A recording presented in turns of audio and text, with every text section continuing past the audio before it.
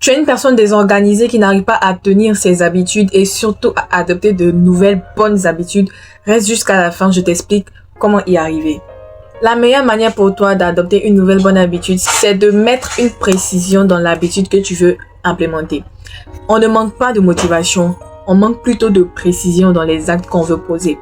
Et pour cela, il te faut un plan précisant exactement quand et où agir, c'est-à-dire l'intention de mise en œuvre.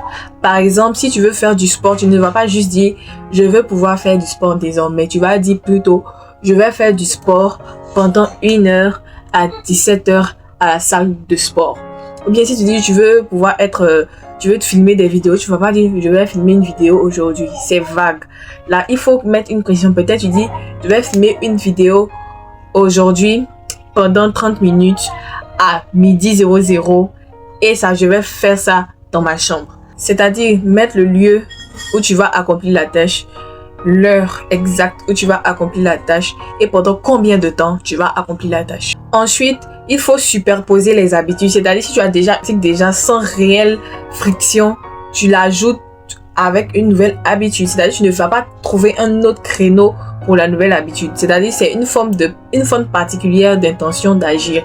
Plutôt que d'associer une nouvelle habitude à un nouveau créneau, tu l'associes plutôt à une habitude qui existe déjà et que tu pratiques déjà.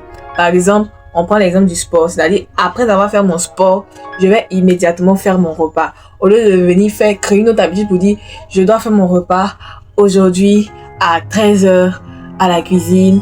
Alors, je sais pas si vous comprenez. Donc, peut-être si tu as déjà fait ton sport à 17h, tu dis, après avoir fait mon sport à 17h, je fais mon repas sain.